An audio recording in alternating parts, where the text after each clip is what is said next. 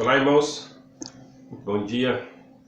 Estamos aqui para o nosso segundo estudo de Apocalipse sobre a introdução. Então nós vamos ainda falar nesse domingo sobre a introdução de Apocalipse, lembrando que nós já estudamos isso na igreja e na verdade nós estudamos na escola dominical. Os irmãos devem estar lembrados que foram vários estudos, sobre isso, mas nós estamos tentando resumir em 2 estudos essa questão da introdução.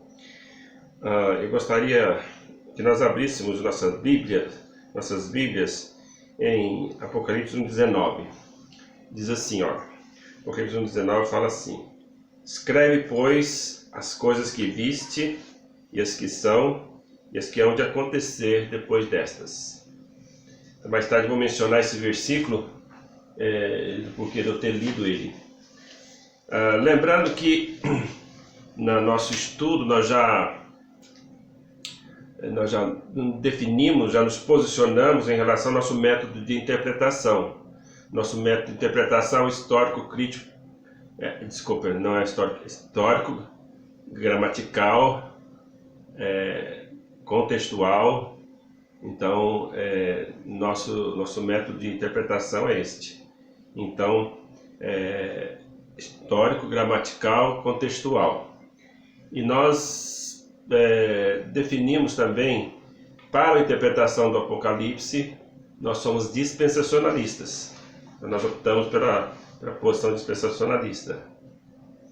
Agora nós vamos ver aqui por que nós devemos estudar Apocalipse. Também é uma pergunta importante que nós devemos responder. Por que estudar o Apocalipse? Então, a primeira razão é porque é um livro da Bíblia. Então, sendo um livro da Bíblia, todos merecem ser estudados. Mas algumas outras coisas são importantes. Por que exatamente o livro de Apocalipse? Porque o livro de Apocalipse é o livro da consumação de todas as coisas. Então, sendo um livro de profecia, ele nos informa das coisas que hão de acontecer e nos fala do futuro ainda por vir. Então é importante nós entendermos o que vai acontecer com este mundo, o que vai acontecer com os salvos, o que vai acontecer com os não salvos. Então o livro de Apocalipse vai dar essas respostas. É interessante, porque é o único livro, quer dizer, que não seja, que os outros demais que possam existir são ficções, do que possa acontecer no futuro. Mas aqui não, aqui é a realidade. Foi um livro inspirado por Deus, que mostra o que vai acontecer no futuro. Segunda razão, é o livro que evidencia e afirma a soberania de Deus e a santidade do nosso Deus. Então, no livro de Apocalipse nós vamos ver que Deus está na frente de todas as coisas e Ele realmente vai fazer prevalecer a sua vontade, tudo que Ele realmente tem planejado, e ali a santidade dele é mostrada através dos flagelos, através do juízo que vai vir, e é mostrado ali no livro de Apocalipse. Então, também nesse livro, Deus afirma a doutrina de Cristo e sua divindade. A gente vê muito claramente aqui no livro de Apocalipse a divindade de Jesus Cristo.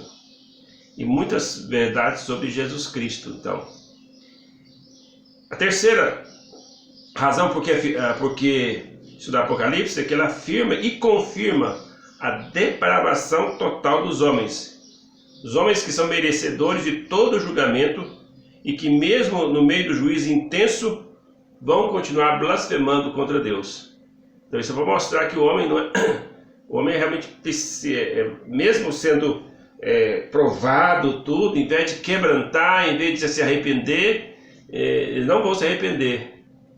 Às vezes eles vão buscar a morte, às vezes eles vão realmente continuar blasfemando. É típico do faraó. Lembra do faraó lá nas 10 pragas? O ser humano, todos nós somos um faraó na vida, Não for a intervenção do Espírito Santo de Deus, nós continuaríamos duros, realmente revoltados contra Deus. A quarta razão por que estudar o livro de Apocalipse é porque, sendo um livro inspirado por Deus, ele tem 404 versículos que faz alusões na verdade, 404 versículos faz alusões ao Antigo Testamento. Então, aliás, dos 404 versículos ao total, 278 faz alusão ao Antigo Testamento. Quer dizer, ele é inspirado por Deus, mas também ele é baseado nas demais escrituras. Então ele não contradiz as escrituras. Então existem outros livros apócrifos, apocalípticos também. Só que eles vão contradizer as escrituras. Não, aqui o autor, que nós vamos ver que é João, ele realmente embasa o livro de Apocalipse bastante nas escrituras e faz citações diretas e indiretas do livro do Velho Testamento. Quinta razão, ele nos ensina muitas coisas sobre anjos e demônios e Satanás. Então, onde nós temos bastante revelações sobre anjos, sobre demônios e sobre Satanás. As doutrinas dos anjos, a doutrina dos anjos tem pouca revelação nas escrituras sobre elas. O livro de Apocalipse é um dos livros que mais tem revelação sobre os anjos. E sexta, e aqui na última, de acordo com o nosso... é o seguinte, é o único livro que contém uma bênção especial para aqueles que o leem. Então olha a promessa que nós temos aqui no versículo 3. Olha o versículo 3, bem-aventurado aqueles que leem, aqueles que ouvem a palavra da profecia e guardam as coisas nela escritas, pois o tempo está próximo. Então é o livro que tem uma promessa para aqueles que forem ler. Muita gente deixa de ler porque fica com medo.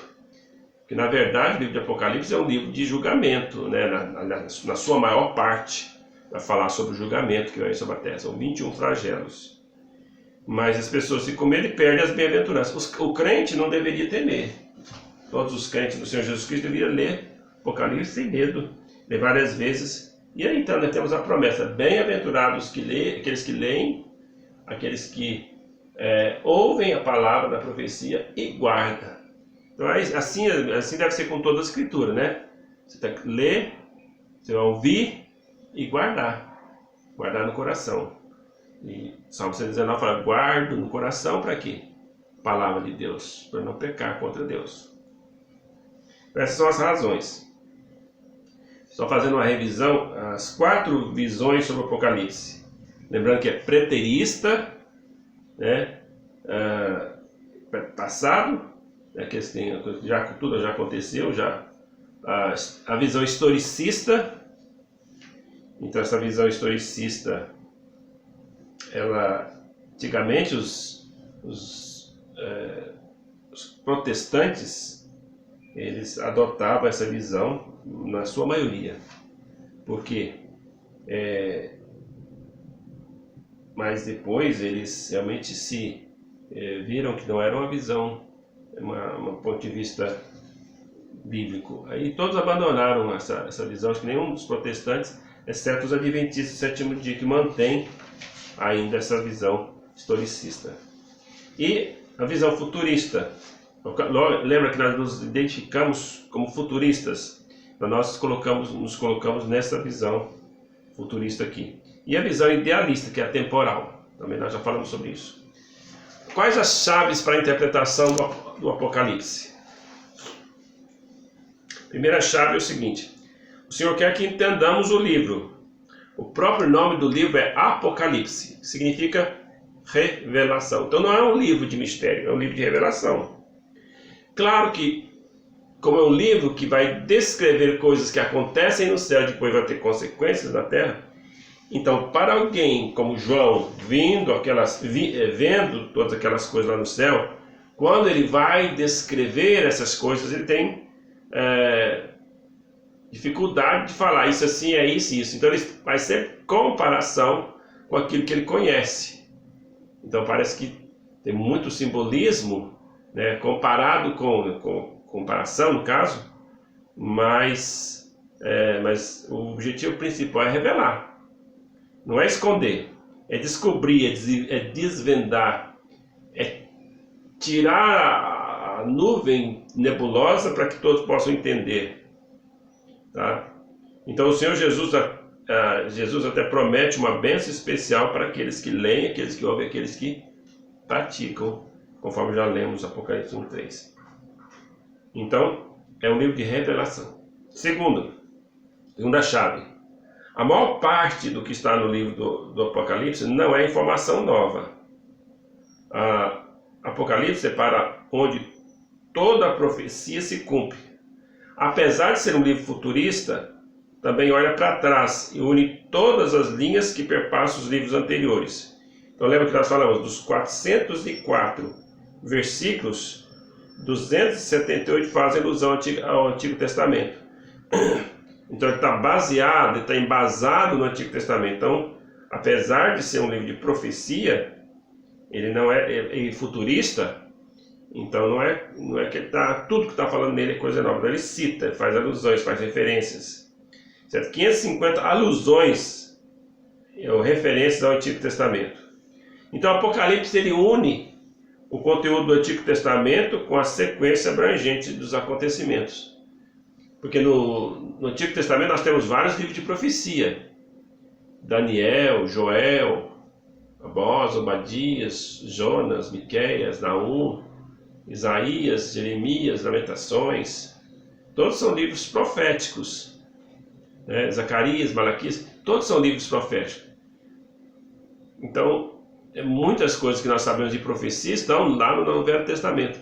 Apocalipse ele faz o que? Ele fecha todas as coisas, ele consuma todas as coisas. Então, por isso que há muita referência ao Antigo Testamento. Terceira chave para interpretar. Todos os símbolos do Apocalipse são explicados ou no próprio livro ou em outras partes da Bíblia. Então, a parte que é simbólica, nós não precisamos ficar inventando interpretação. Nós não temos esse direito de ficar inventando interpretação. Então, nenhum intérprete tem a liberdade de interpretar o símbolo de acordo com o que queremos. Então, as Escrituras sempre estabelecem os parâmetros para a nossa interpretação dos símbolos. Então, a Bíblia interpreta a própria Bíblia. Primeiro deve considerar o contexto imediato, depois o próprio contexto dá o significado do que nós queremos saber. Então, por exemplo, logo no início vai aparecer as 7 estrelas, 7 candeeiros. Então, 7 estrelas, lá mesmo, no mesmo contexto, fala que as 7 estrelas são 7 anjos. São anjos das 7 igrejas. 7 candelabros, também a própria contexto vai falar que são as 7 igrejas, que se refere às 7 igrejas da Ásia.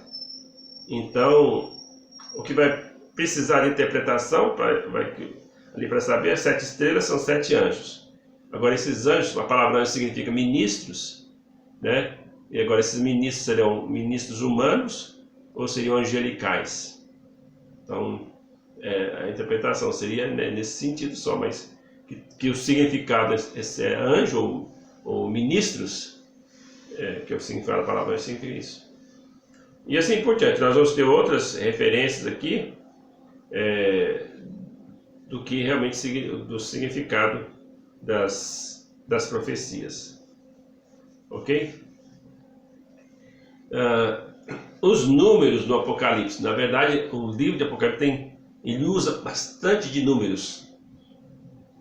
São mencionados 174 números cardinais, 19 números fracionários, ou números cardinais ou com frações. Por exemplo, 3,5. Então aparece lá no Apocalipse. Há 61 números ordinais, tendo um total de 254 números em todo o livro. Todos os números são literais ou simbólicos, mas quando é simbólico, o contexto nos fala, ou estão mesclados entre literais e simbólicos. Eu acho que o número que mais aparece é o número 7. Olha, 7 estrelas, 7 candeeiros, 7 igrejas, 7 trombetas, 7 taças. Então esse número 7 vai aparecer bastante ali no livro de Apocalipse. 7 tochas de fogo, 7 espíritos de Deus, 7 olhos. Então tudo isso aparece ali no Apocalipse. Então os números aparecem bastante no Apocalipse. E fora as referências, são milhas de míriades, ou inumeráveis, uma legião, também referindo a números, né? Mostrando a quantidade de pessoas, incontáveis, são palavras também que aparecem, que se refere à numerologia. Muito bem. Qual que é o esboço do livro? Lembra do versículo que nós lemos, no versículo 19, Apocalipse 1:19, que diz o seguinte: escreve as coisas que viste, as que são e as que hão de acontecer depois dessas. Este versículo é o esboço do livro de Apocalipse. No livro de Apocalipse nós temos as coisas que foram vistas, que João viu, as coisas que são e as coisas que hão de acontecer depois dessas. Então, quais as coisas que ele viu? Ele vai ter a visão do Cristo crucificado, vai ter a visão do trono de Deus, vai ter a visão do Cordeiro, vai ter a visão dos 7 anjos, vai ter a visão dos anjos, vai ter a visão de várias coisas que ele vai ver lá nos céus. As coisas que ele viu. As coisas presentes, né, as que são. As que são, que eram presentes já naquela época, refere-se às 7 igrejas da Ásia. Então, as cartas das 7 igrejas, todas elas estão incluídas lá nos que são. Então, Apocalipse 2 e 3 está dentro do que são. Então, os que viste, então, começa lá no capítulo 1, depois capítulo 5, capítulo 4 e 5, certo? E as coisas presentes seriam, então, as 7 igrejas. As 7 igrejas mencionadas são Éfeso, a igreja de Éfeso, Esmirna, Pérgamo, Tiatira, Sardes, Filadélfia e Laodiceia. Todas essas igrejas ficavam ali na Ásia Menor, da época, e hoje é o território da Turquia. Todas elas estão hoje no território da Turquia. E finalmente as coisas que hão de vir.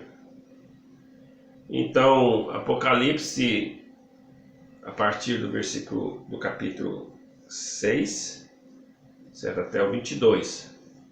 Então, na verdade, nós temos aqui o capítulo 4 e 5, uma adoração no céu, a visão de João, que ele vê do trono de Deus, dos quatro seres viventes, dos 24 anciãos, e a adoração que vai surgir ali. E no versículo, capítulo 5, vai aparecer o Cordeiro de Deus, que é Jesus. Ele aparece como um cordeiro, como tem sido morto. Então ele não vai aparecer como homem, mas como um cordeiro, porque Jesus é o Cordeiro de Deus. E a maior parte do Apocalipse acontece dos versículos 6, capítulo 6 até o 18, que fala da tribulação, o período da tribulação. Então, esse é a maior parte do livro de Apocalipse. Depois nós vamos ver o que vai falar sobre a segunda vinda de Cristo, capítulo 19. O capítulo 20 vai falar sobre o milênio, que é o reinado de Cristo por 1000 anos. E o 21 e 22 vai falar do estado eterno. Como é que vai ser tudo depois, quando tudo terminar, quando o juízo terminar, quando o Senhor tiver reinado, o Senhor Jesus tiver reinado. Então esse é o esboço do Apocalipse. O autor. Então eu gostaria que nós víssemos bem aqui o autor do livro de Apocalipse. Ele vai identificar nos primeiros versículos aqui, ó. Revelação de Jesus Cristo. Revelação de Jesus Cristo que Deus lhe deu para mostrar aos seus servos as coisas que em breve deviam acontecer. E que ele, enviado por intermédio do seu servo, notificou ao seu servo anjo. Ao seu servo João, o qual testou a palavra de Deus e o testemunho de Jesus Cristo quanto a tudo o que viu. Então veja que aqui o autor da revelação, a revelação é de Jesus Cristo. Então Jesus Cristo é quem vai revelar. E ele envia para um anjo, tá? Que Deus, a revelação de Jesus Cristo que Deus lhe deu para mostrar aos seus servos as coisas que em breve devem acontecer. enviando por intermédio do seu anjo. Aqui tem um anjo, e esse anjo revela para João, que escreveu. Então quem foi o escritor? O escritor foi João, tá? Quem escreveu? João. Então o apóstolo João, aquele discípulo a quem Jesus amava, que fala lá no Evangelho de João. Quem escreveu 1 João, 2 João, 3 João. O apóstolo João, o discípulo de Jesus, João. Este é o autor. Aquele discípulo que Jesus falou que lá no capítulo 21 do Evangelho de João, que até o próprio Pedro entendeu que ele não iria morrer, passou isso a entender depois de algumas pessoas, mas Deus não falou que ele não ia morrer. Falou que Pedro ia morrer, mas falou que João, se Deus quisesse que ele ficasse, ele ficaria. E na verdade ele foi o último discípulo a morrer. Então, ele já faleceu com mais de 90 anos, exilado lá na ilha de Pátimo. Aliás, aqui a ilha de Pátimo é o lugar da revelação. Quando ele estava no exílio, foi onde ele recebeu todas essas revelações. Então é ali onde ele recebe todas as revelações. Então ele estava ali, diz, foi arrebatado pelo céu, provavelmente arrebatado em espírito. Ali ele viu, seu corpo provavelmente estava ali, ainda na ilha de Pátimo, mas ele realmente foi para o céu e lá viu todas essas coisas e revelou para as pessoas, ou para nós, né? Então ele é o escritor, mas a revelação veio direto de Jesus Cristo, e Jesus Cristo ele mandou um intermediário, um mensageiro, que foi um anjo, que está dizendo aqui a palavra. Então o autor então é este. Então nós temos Apocalipse 1:1, que fala, né, que seu servo João. O versículo 4, João, as 7 igrejas que se encontram na Ásia. 1:9, eu, João, vosso irmão, companheiro na tribulação, e na perseverança de Jesus Cristo. Apocalipse 22:8, eu, João, sou quem ouviu e viu essas coisas. Então João mostra em vários lugares que ele é o autor. Então, como vimos aqui, é o João, né? Então ele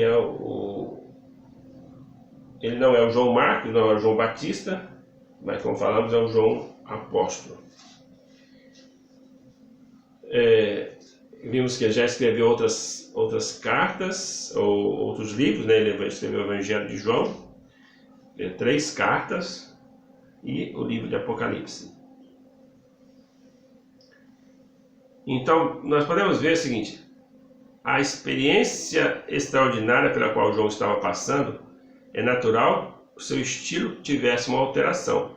Porque muitas vezes as pessoas dizem que João não escreveu, porque o estilo dele é completamente diferente do Evangelho de João, das cartas. Mas também o tema era totalmente diferente. Então, por isso que João, quando recebeu essas visões, ele fez essas referências ao Antigo Testamento. Então a experiência dele mostrou que era natural ele realmente descrever de forma diferente. Então a visão que recebia era de coisas que não existiam ainda, as coisas do céu que ele via. E João, para tornar isso compreensível, ele fez comparações. Falamos sobre isso. Mas as semelhanças são maiores do que as diferenças. Por exemplo, tanto no seu Evangelho como no Apocalipse, Jesus é identificado como a Palavra, como o Cordeiro de Deus e o Filho do Homem.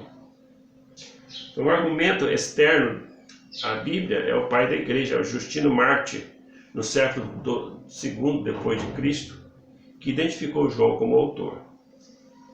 Agora, a data que foi escrita. Então, tem duas datas que as pessoas costumam colocar. Uma é mais anterior e outra posterior. Então, as duas datas defendidas, chamada a data nerodiana, porque se refere a Nero, na época de Nero, cerca de 65 depois de Cristo, e a outra domiciana, na época do imperador Domiciano, cerca do ano 95 depois de Cristo. Os preteristas defendem a data nerodiana, por razões óbvias, porque os preteristas acreditam que todas as coisas foram cumpridas já no passado. Se eles colocassem a data 95, já teria passado a invasão de Roma sobre Jerusalém, então as coisas já teriam sido cumpridas. Então eles obrigatoriamente têm que colocar a data de 65 a.C., porque eles colocam a maioria das profecias como cumpridas na invasão do general Tito de Jerusalém, invadindo Jerusalém, arrasando, destruindo o templo, até colocando terra lá para que ninguém reedificasse a cidade. Então, aterrando a terra. Então, na verdade, então então os preteristas colocam esta data 65 justamente porque essa data apoia eles. Como futurista e dispensacionalista, nós eu defendo o Apocalipse escrito no ano 95 depois de Cristo, porque olha, já foi lá no finalzinho da vida de João, ele estava no exílio, ele fala claramente que ele estava no exílio. E Nero, ele costumava matar os seus presos, ele não costumava mandar para o exílio, não. Tá? Então, claro que tem uma história lá que eles tentaram matar ele, mas não conseguiu, jogaram coisa quente nele, mesmo assim não morreu. Mas são histórias, né? Mas pode ser que isso aconteceu, mas não foi nessa época que ele escreveu o livro, foi no ano 95 a 96 depois de Cristo. Agora, enquanto preterista, essa data não enquanto futurista, essa data não é tão importante para nós. Não depende, a nossa interpretação não depende dessa data. Já para os preteristas, essa data é seu calcanhar de Aquiles, porque se eu consigo derrubar essa data, consegue derrubar seu método de interpretação. E eu creio que existe muito mais evidência para a data 95 do que 65. Como não temos data, né, nós não necessitamos então dessa data. Evidências externas. A testemunha mais antiga e mais forte dessa data mais antiga é o pai da igreja, Irineu. É a segunda geração da descendência dos discípulos de João.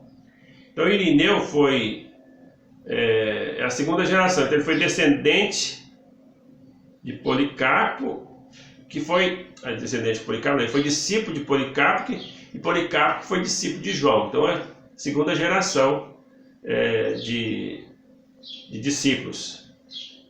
Então o próprio Irineu colocou a data no final do reinado de Domiciano, que fica entre as datas de 95 a 96 depois de Cristo. Irineu viveu no século 150 a 180 depois de Cristo. Então, essas foram as coisas que nós podemos ver. Então, Hitchcock cita 11 evidências externas da data mais tardia, contra 3, sendo que a primeira menção da data nerodiana só ocorreu no ano 550 depois de Cristo, numa versão siríaca do Novo Testamento. Quer dizer, só vai aparecer alguém falando sobre essa data anterior só no ano 505 depois de Cristo. Então, sendo que, olha, a terceira geração é como se fosse nosso avô, né? Nós conhecemos o nosso. Evidências, são evidências externas. Evidência interna. O primeiro argumento é a condição das 7 igrejas mencionadas no livro de Apocalipse. Então, como elas são presentes, todos apresentam os sintomas de igrejas na segunda geração. E 6 delas com problemas sérios. Então já não é lá no ano 65, não tinha tantos problemas assim. Em relação à igreja de Éfeso, por exemplo, se Apocalipse tivesse sido escrito entre 65 e 67, seria a mesma época que Paulo escreveu aos Efésios. Então, poderíamos questionar por que João menciona a perca do primeiro amor e as obras dos Nicolaítas, e Paulo não menciona esses 2 problemas muito sérios quando ele escreveu. Paulo não menciona esses problemas ali. Então seria a mesma data que Paulo escreveu, mais ou menos perto. Esse problema então já era para estar existindo lá. Então não é mencionado, então, porque esses problemas só vieram existir depois. Tá certo? E aí o que? O João vai estar falando sobre esses problemas. Quanto à igreja de Laodiceia, Paulo a menciona em Colossenses 2:2 e 4:11-16. Em nenhum momento ele fala das coisas negativas desta igreja. Então ele não fala nada sobre essas igrejas. E olha que são coisas terríveis, né? Das igrejas de Laodiceia. Ele não fala sobre isso. Laodiceia sofreu um grande terremoto nos anos 60 e não quiseram receber a ajuda de Roma e reconstruíram sozinhos sua cidade. E nos anos 60 e 67 a cidade estava destruída, né? Ou estava sendo reconstruída. Isso não é mencionado. Então, nesse ano, então, estava nos primeiros estágios da reconstrução. Então, o programa de reconstrução da cidade durou 25 anos. João menciona a cidade como uma cidade abastada e rica, que podia ser verdade após o término de sua reconstrução. Porque eles nem quiseram receber a ajuda de Roma e a cidade já estava reconstruída, né? Não justifica a sua riqueza. O exílio de João na ilha de Pátimo. Em Apocalipse 1:9, quando estava exilado na ilha de Pátimo, Paulo e Pedro foram executados no final do reinado de Nero. Então, Pedro e Paulo morreram nessa época, no reinado de Nero. Por que ele executaria os dois, enquanto João o exilaria? A resposta é porque a escrita do Apocalipse foi mais tardia. Domiciano, que substituiu Nero, preferia exilar seus presos. Quais são os destinatários do Apocalipse? Os destinatários originários foram as 7 igrejas da Ásia. Então ele bem claro aqui, né? Olha, ele deveria escrever, né, e mandá-las. João, versículo 4. João, às 7 igrejas que se encontram na Ásia, graça e paz a vós outros da parte daquele que é, que era, que há de vir. Então, foi destinatário deles, são as 7 igrejas da Ásia Menor, hoje Turquia. As 7 igrejas são mencionadas em Apocalipse 2 e 3. Elas aparecem ali em 2 e 3, nós vamos estar estudando, né? E elas são Éfeso, Esmirna, Pérgamo, Tiatira, Sardes, Filadélfia e Laodiceia. Essas igrejas representam todas as igrejas de todas as épocas. Por isso podemos dizer que é dirigida a nós. Então foi escrita para que saibamos que Deus é um Deus soberano que dirige a história, que é o Senhor da história, que nada sai do seu controle. Então os homens, nós pensamos que nós fazemos a história, nós fazemos a história, mas quem dirige a história, quem controla a história é nosso Deus. Então ele é o maior historiador, né? Qual que é o propósito do livro? A revelação de Jesus Cristo que é dada, que trata da consumação de todas as coisas. Revelação que trata da consumação. Cumprimento de todas as profecias ainda não cumpridas. Estabelecimento do reinado de Jesus Cristo e o julgamento final dos homens e o estado eterno. Então, esta é realmente o propósito do livro. Então, finalmente, né, Deus vai revelar. Esse é o propósito.